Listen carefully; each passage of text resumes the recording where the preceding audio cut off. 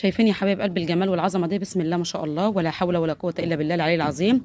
دي تهجين هندي مع فيومي، ربنا يبارك يا رب ليا ولكم امه محمد اجمعين ان شاء الله. دي فرخ ديك بزرامته يا حبايب قلبي، ده عمر 3 شهور. بسم الله ما شاء الله، ولا حول ولا قوه الا بالله العلي العظيم. ربنا يبارك يا رب ليا ولكم امه محمد ان شاء الله، ويرزقنا الخير منهم اللهم امين.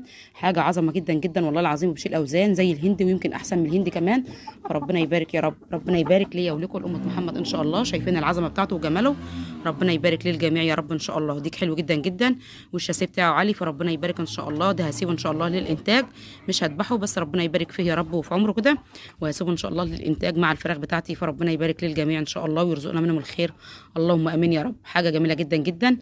رغم ان الاميه بتاعته الام اللي هو يعني اللي بيضه البيضه بتاعته صغيره جدا جدا، حجمها قليل، بس بسم الله ما شاء الله الاب يعني ايه، حلو جدا جدا، والشاسيه بتاعه عالي، فهو واخد يعني